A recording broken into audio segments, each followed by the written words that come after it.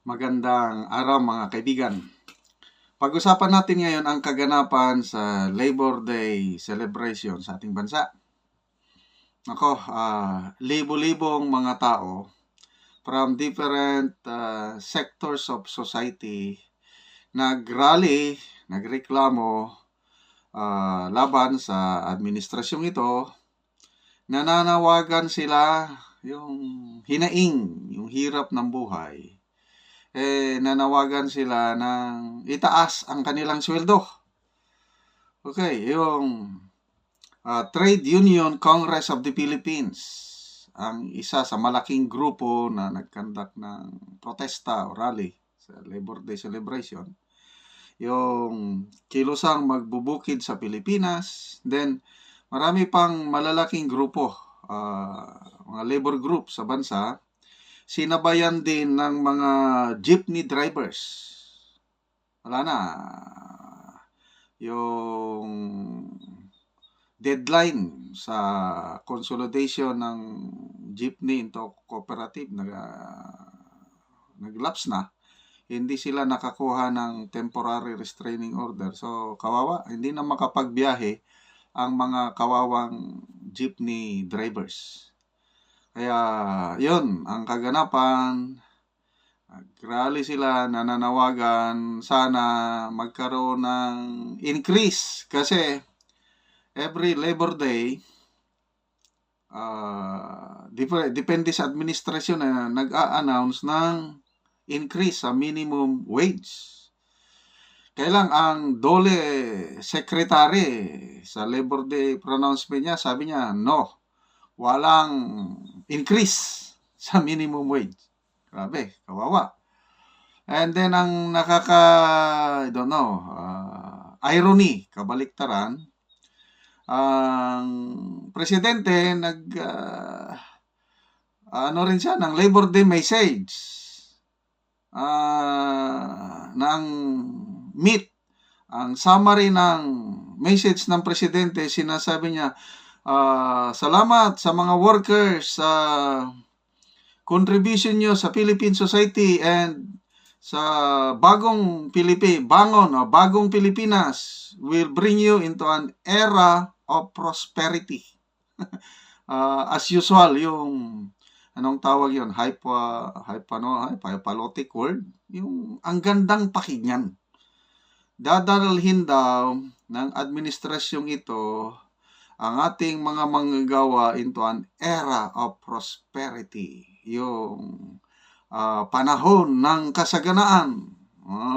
I don't know kung maniwala ang mga workers sa message na yon, ano? So yon, walang kawawa ang mga workers, walang minimum wage increase. Okay, sa Metro Manila, ang minimum wage sweldo ng mga trabahante sa Metro Manila is 610 pesos per day. Ano sa tingin nyo? May anak kang 2 o 3, nakatira ka sa Metro Manila. Mapagkasya ba ang 610 pesos?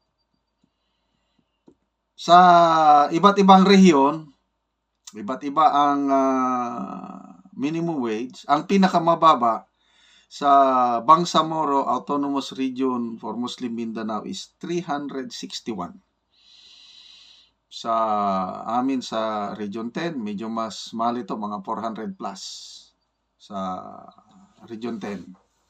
So, ang panawagan, may economic think tank itong Ibon Foundation. Ang research ng Ibon Foundation is for an average family na mabuhay ng yung katamtaman lang, ang expenses per day is 1,207 pesos. So, ito ang panawagan na sana ang ating mga workers, yung magkaroon lang sila ng yung basic daily needs nila is matugunan. Kailangan ng minimum wage. Lalo na sa Metro Manila, makaabot sana ng at least 1,000. Pwede na yan siguro sa tingin ko. 1,000 per day. Pambayad ng kuryente, tubig, pagkain, panlaba, pamasahe ng mga anak. Tama yan, eksakto, 1,000. Kaya lang, 610. Hindi mo kaya talagang hindi mo kaya talagang mabuhay ng with the basic needs, yung 610. Kaya, kawawa. Kaya, I don't know paano matupad yung speech ng ating Pangulo na we will bring you into an era of prosperity. Katulad din yan, may isang speech last year, sa bagong Pilipinas, walang magugutom na Pilipino. Yan, ang mga napakagandang salita na binibitawan ng Pangulo na napakasarap pakinggan. Malala ko ulit, nung kampanyahan pa, we will do our best na pababain ang presyo ng bilihin. Yung bigas, gagawin nating 20 pesos per kilo ang bigas. Ngayon, naglalabasan ng mga kanta, ang daming mga jingles. Nasaan na ang 20 pesos per kilo na bigas? Tanungin mo ang Pangulo, we are going there. Kaya natin yan abutin. Rice self-sufficiency by 2028. Yan ang masagot. But believe ako sa spokesman ng Department of Agriculture, si Asek de Mesa. In one of media interviews, inamin niya, napakahirap abutin yung 20 pesos per kilo na bigas, mahirap. It's a dream. Yes, hindi masama ang mangarap. Kaya lang, napakahirap. I don't know kung maniniwala pa ba kayo. Yung rice self-sufficiency na tinatawag by 2028, hindi na daw tayo mag-i-import ng bigas. Noong una, naniniwala pa ako dyan kasi nakaya na natin nung panahon ng Marcos Sr. Self-sufficient tayo sa bigas. Tayo pa nga ang nag-i-import ng bigas noon. Kaya kung nakaya natin noon, kakayanin din sana natin ngayon.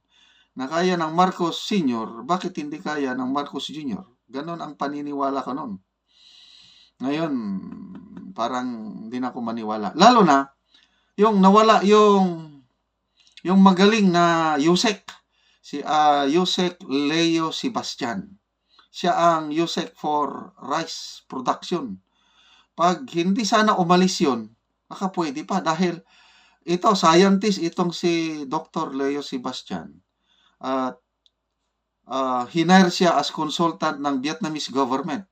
Kung bakit ang Vietnam ngayon, one of the largest rice exporting countries, halos ilang percent daw? 80% ata sa mga rice imports natin galing sa Vietnam. Bakit napakadami ang production ng rice ng Vietnam? Ang consultant nila si Dr. Leo Sebastian. Nabigyan siya ng National Award ng Vietnamese government dahil sa galing nitong Pilipinoy, Dr. Sebastian. Nung umupo ang administrasyong ito, kinuha nila si Dr. Leo Sebastian at nagsimula na yung programa, Rice Self-Sufficiency. Kaya lang, problema, nung umupo itong DA Secretary, yung bago, parang dinimot niya na dimot.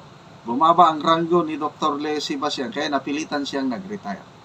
Ano pa ngayon yung ating rice self-sufficiency? Wala na.